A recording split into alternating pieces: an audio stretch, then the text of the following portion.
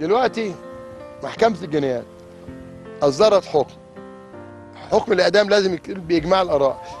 حكمت المحكمة بإجماع الآراء بإعدام ممدوح عباس وأحمد سليمان وهاني شكري وعبد الله جورج. تمام؟ خلاص كده حكمه ولا لا؟ لازم يروح لمين الأول؟ للمفتي. طب لو الحكم ده ما راحش للمفتي الحكم يبقى منعدم، لأن القانون بيشترط قبل ما تنطق بالحكم توديه لمين؟ للمفتي. طب المفتي وافق على اعدام ممدوح عباس؟ طبعا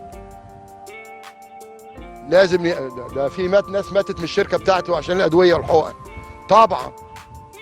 طب اراضي الدوله؟ طبعا. طب الفيلا اللي خدها بتاعت الناس من بقالهم 20 سنه مصريين قاعدين في الخارج وخدها بحفشها؟ طبعا. طب المفتي هو نفس القصه. مفوضي الدوله زي المفتي، لازم قبل ما يحكم يوديه يقول رايك ايه يا مفوضي الدوله؟